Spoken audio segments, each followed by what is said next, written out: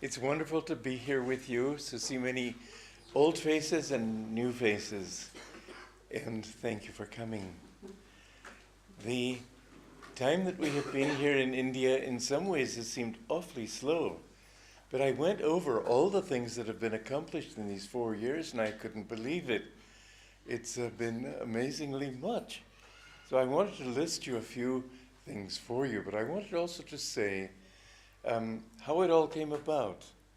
When I lived with Master, when I first came across the country to see him, there were two things I wanted. I desperately wanted to know God, but I thought this is such a wonderful mission, it's such a wonderful message, the whole world should know about it.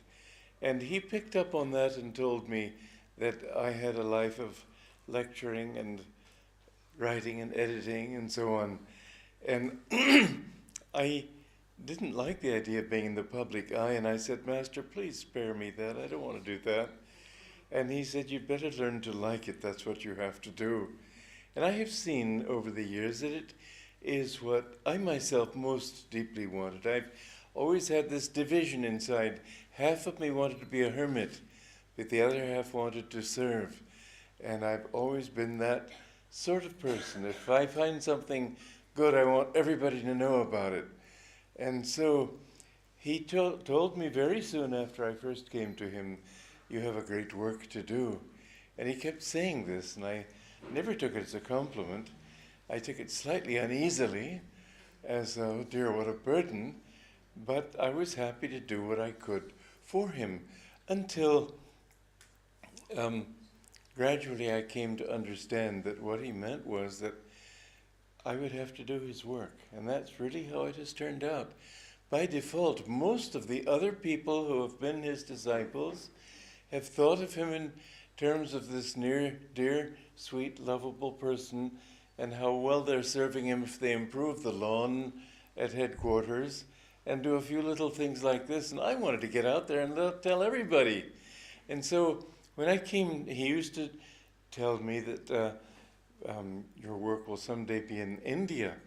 And when I came here in 1958, I was appalled to see how very little people understood what his mission was. It wasn't just repeating what the rishis have said. It was showing how this teaching can be applied in Dwapara Yuga. It was showing how practical it is in an age of energy. It was a whole new thing. And this is what the avatars do when they come into this world. They have great special dispensations to bring a new teaching to mankind, and I saw that that was what he wanted. But in our work of YSS, there was none of that understanding. They just thought, well, it's just another ashram, and we're happy to do what we can, but as long as we don't get over interested in it. And I used to really want to do something to make his name and his teachings known.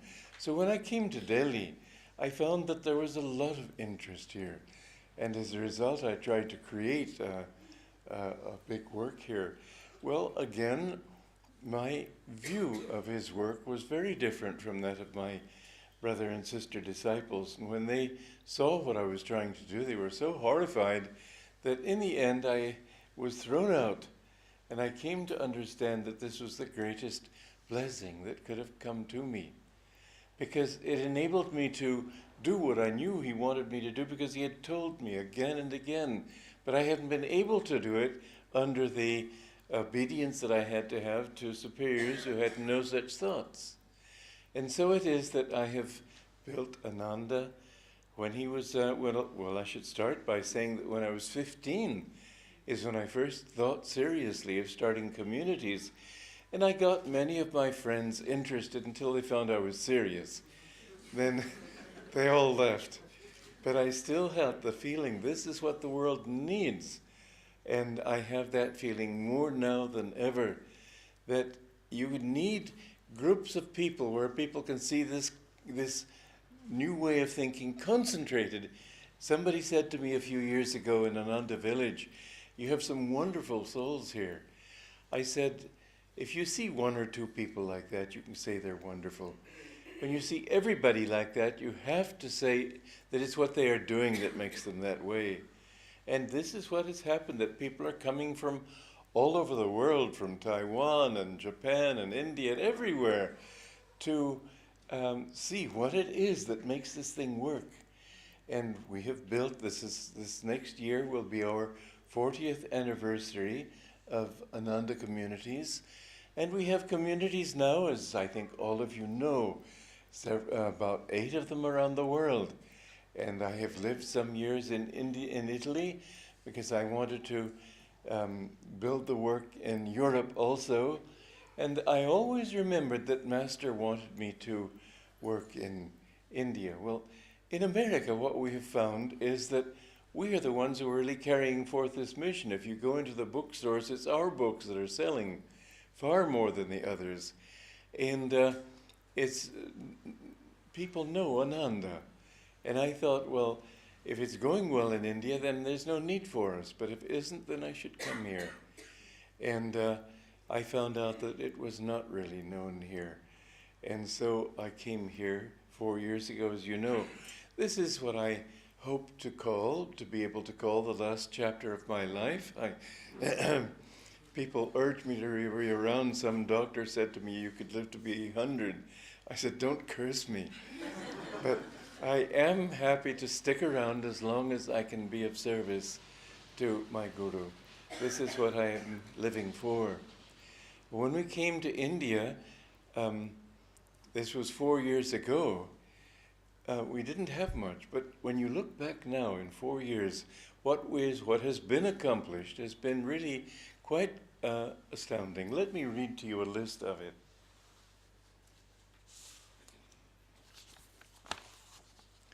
First of all, we've had teachers traveling all over India giving lectures, classes, Kriya initiations. Thousands of people have heard the talks. Hundreds have taken Kriya initiation in many cities. There's a growing staff here now. We have about 55. Many of them are Indians. And what we want to do is gradually turn this thing over to Indians. We don't want to run it here. It's not proper. It's not right. You're the guru of the world. I mean, India is the guru of the world. It should be coming from here. But when I was a child in Taliagen in Romania, my parents gave me a bicycle. And I taught all the children around there how to ride a bicycle. I would hold the seat and hold the handlebar and run with them.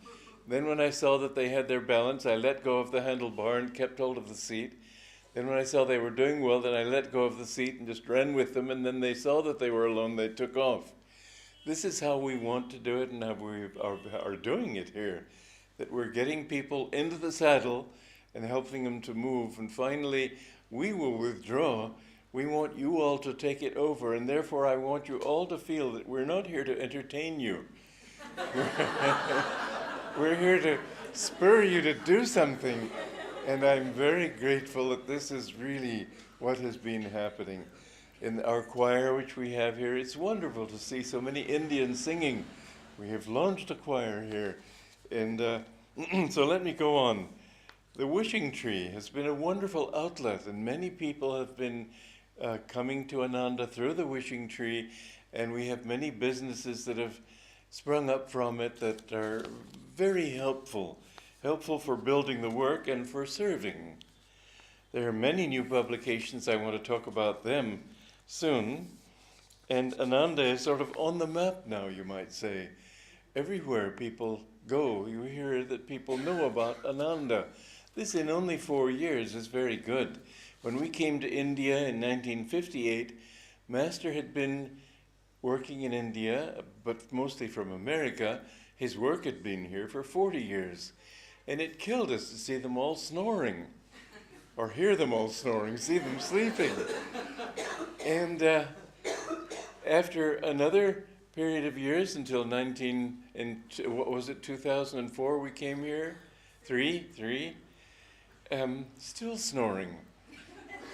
So now I think that is changing. Thank God for that. I'm just grateful. But then Ananda, as I said, is on the map. We have quite a number of articles that have appeared in major newspapers. Most of you have seen them. We found and signed to purchase 30 acres of land in Pune or near Pune. We hope to make it over 100, but we don't dare go in there too obviously because the land prices would go up. So we're trying to keep it hush-hush for about a year. We'll move in a year. This is the thinking. And we've purchased a beautiful 3-story home in Guragon, and you've seen all these other houses that we are renting. And Nirmala gave me a list of things which are also very important. Cecilia's Khadi work, which is giving a lot of work to villagers and helping to make Indian products known in the West.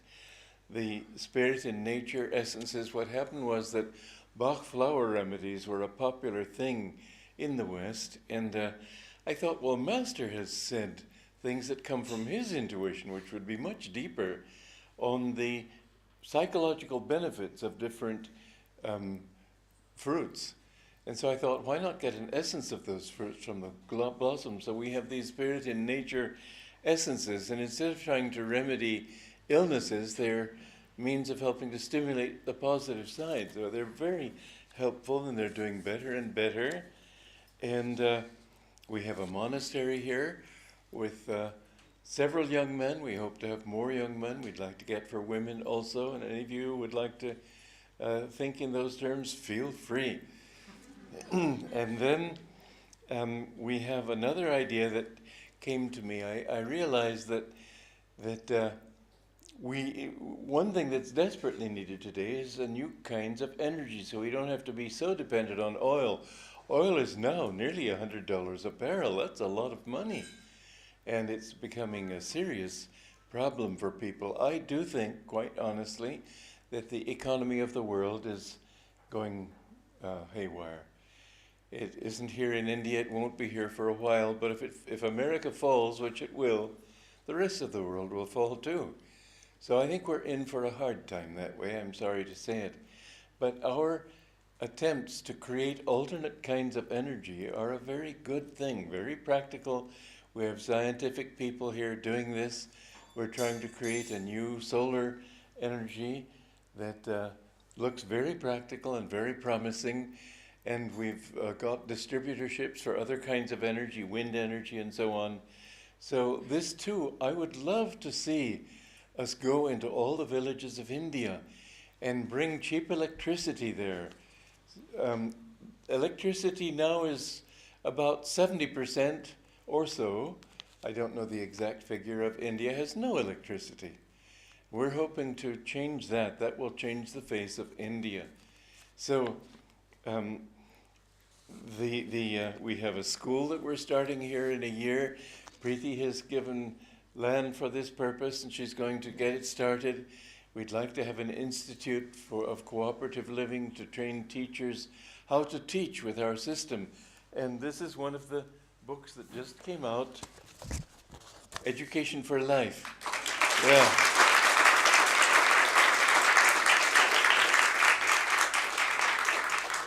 I have to say this is a very good system. I know that if you read it, you will be enthusiastic.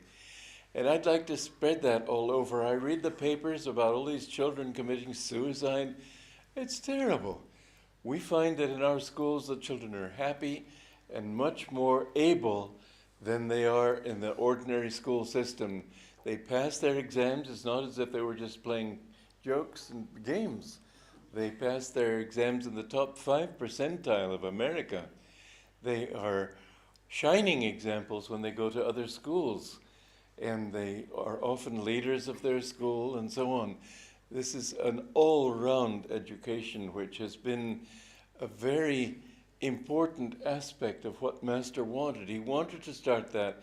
He started it here in Ranchi, but it's a problem for masters always to find people who can carry it on.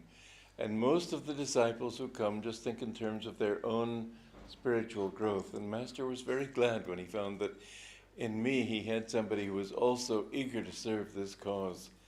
I have been with him in other lives doing the same thing, and I'm grateful for it.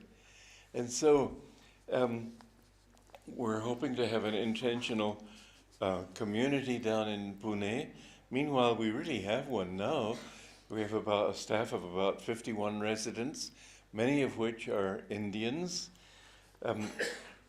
My course in material success, which I'll go into again a little bit later, is something that we have businesses around to help people to understand that in business too you can be dharmic. Business too can be a kind of religion where you serve people and serve God and can grow and have peace and be completely dharmic.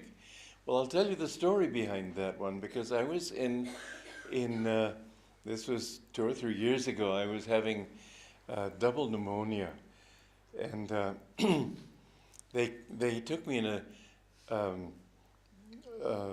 ambulance to the hospital. I was very bitter about it. No sirens, nothing. But anyway, there I was, sort of stretched out, almost unconscious.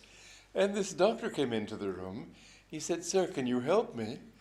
I thought, "What do you mean help you? I'm the guy who's needing help."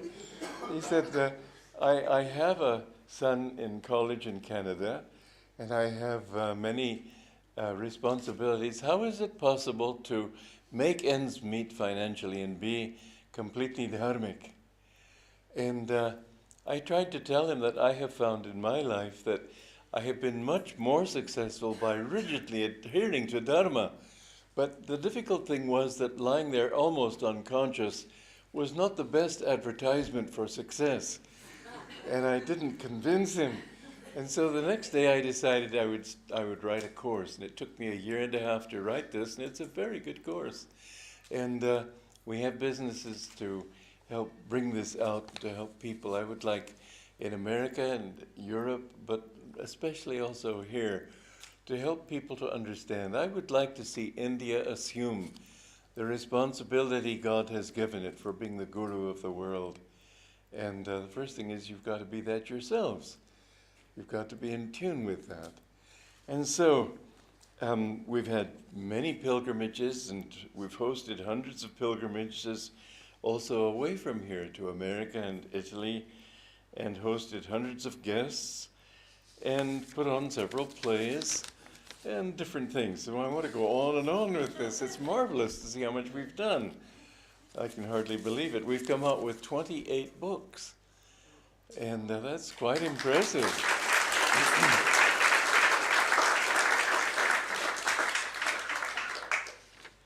And so my own little offering in that has been, let's see here.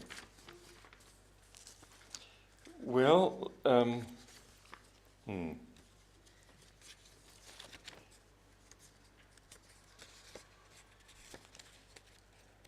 there.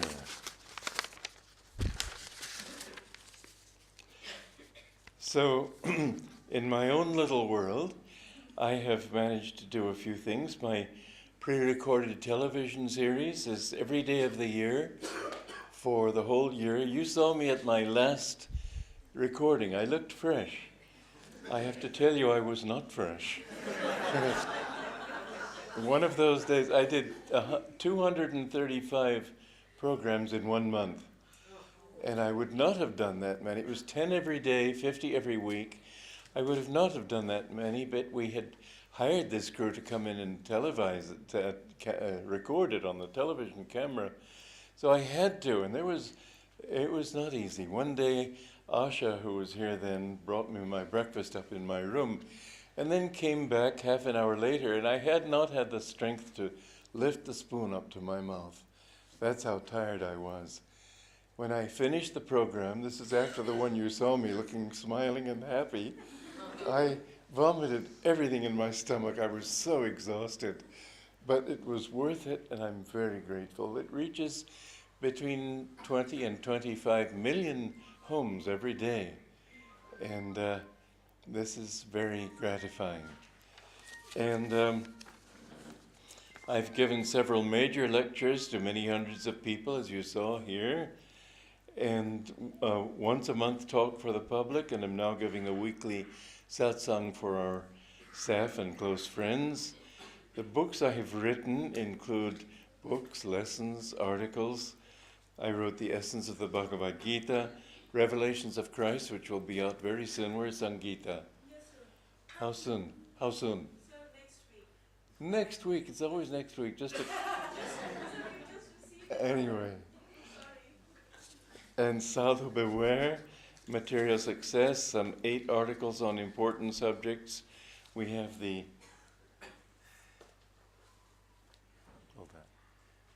Gita Only, which just came out.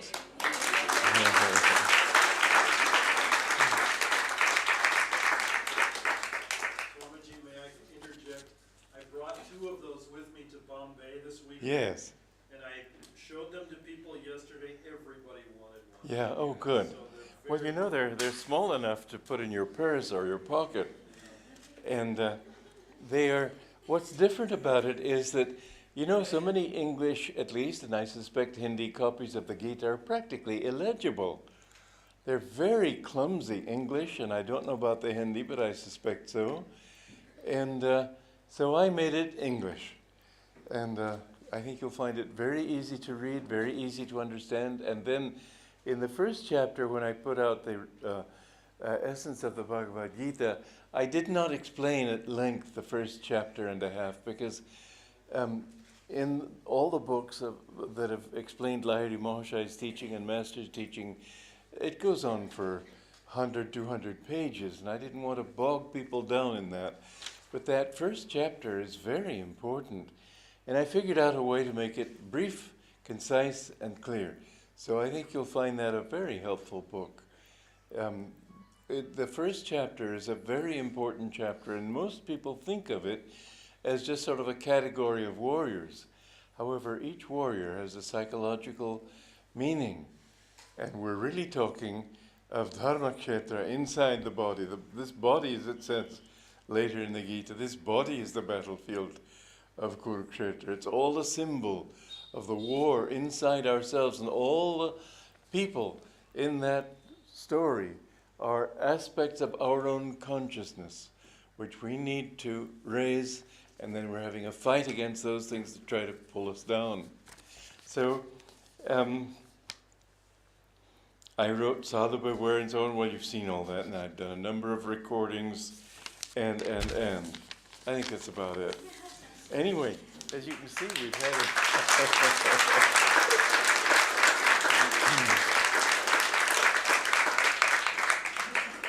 I am very grateful for what Master has been able to do through me. Sometimes people ask me, well, how have you been able to accomplish so much? And as I look back, I suppose I've done a few things. I've written over 400 bits of music and 90 books and started communities. And you can see it's kept me off the streets, possibly. But I have to say this, and it's something that I want to share with you. I could not have done it. Before I came to Master, I wanted to be a writer, and I would have the page there, and I would say chapter 1. I didn't know what to say. And I wanted to be a playwright, and I thought, what's the use? I don't know the truth. Why should I infect people with my ignorance? So I gave up writing. But when I met Master, I found that he could give me the answers. And again in my books, I can't tell you how often I have not known the answer, and I've said, well, Master, give it to me, and it's been there. And there have been several times when I have had to write a book in a very short time, like Cities of Light. I had finished a month of seclusion, and then I had to come out, and I had a lot of activities, when Padma said to me that we need a book on Ananda. We're coming up to our 20th anniversary. Now it's the 40th. But 20 years ago, she said, we ought to have a book on Ananda. And I said, I know, but I don't have time. I only have a week. And she said, well, it would be nice. And I said, yeah, it would be nice, but it's not possible. And then I went home and I thought, well, it would be nice. And I thought, well, I can't do it, but Master, you can do it. And it just flowed. I didn't have to think. It was just perfect. And right in the middle of that, the electricity went off. I lost an entire day's work, and still it worked. And in 4 days, I wrote that book. This is the sort of thing you will find. The more you tune in, the more you will find God and Guru can work through you. But they want willing instruments. And that's what they have had a problem getting. People think only in terms of what am I getting out of this. But God gives more to those who give more. And I'm grateful that we have been here. Almost everybody on our staff, nobody gets money from it. Everybody is paying to work here. But it's a worthwhile undertaking. We're happy to do it as a service. And thank you all for being a part of it. And I just want to say God bless you.